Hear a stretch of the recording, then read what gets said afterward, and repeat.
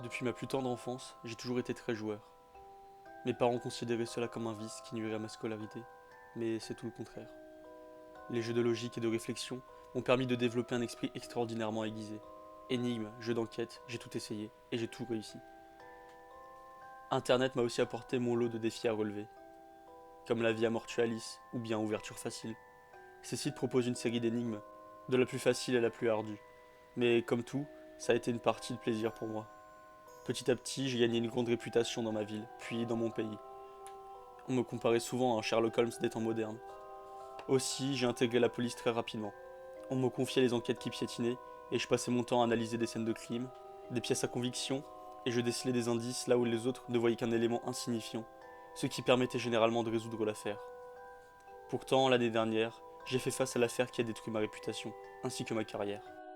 Plus d'une dizaine d'enfants avaient disparu depuis le début de l'année.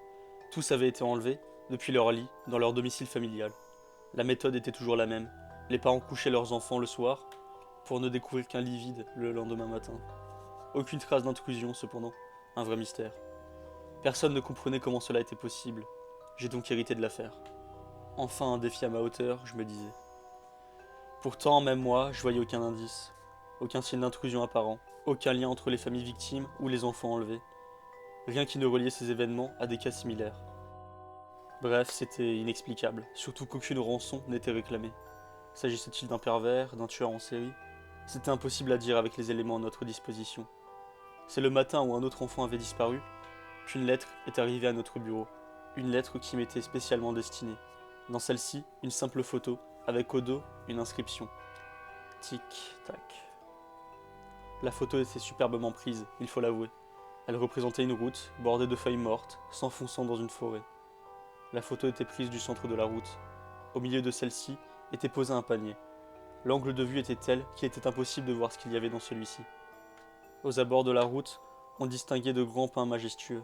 En agrandissant l'image, j'ai pu noter que celle-ci était parsemée de petits grains de maïs. C'est juste ce dont j'avais besoin pour retrouver l'endroit de la photo. En effet, je savais que dans la région, il y avait énormément de champs de maïs, mais il n'y en avait qu'un seul dont le chemin du retour à l'entrepôt passait par une forêt. Et j'avais raison. Nous avons rapidement trouvé l'endroit précis où avait été prise la photo. Mais il n'y avait plus aucune trace du panier. La police avait passé la forêt au peigne fin, ainsi que les champs de maïs environnants et les entrepôts. Mais aucune trace des enfants disparus. Au bout de 2 journées de recherche intensive, nous avons fini par conclure que c'était une fausse piste. La photo avait sûrement été envoyée pour nous distraire des pistes qui nous mettraient sur les traces du criminel. Pourtant, le lendemain, je sentais que je n'en avais pas fini avec cette photo. Je l'analysais une nouvelle fois, un détail m'avait peut-être échappé, et c'était le cas. C'était tellement gros que ça ne m'avait même pas sauté aux yeux de suite. Je suis tellement habitué à flatter mon ego en trouvant des indices indécelables pour la plupart des gens que les choses évidentes ne m'interpellaient plus. Et ça a été ma plus grosse erreur.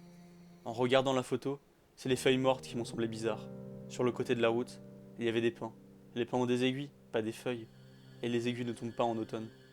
Nous sommes retournés sur les lieux et avons creusé à l'endroit où étaient les feuilles mortes sur la photo. Nous avons retrouvé 10 crânes d'enfants, dont un dans un panier. Avec eux était aussi enfermé un petit cercueil, dans lequel se trouvait le cadavre d'une petite fille. Une note était attachée à ses vêtements. Il y avait assez d'air pour qu'elle tienne une journée. Vous auriez pu la sauver.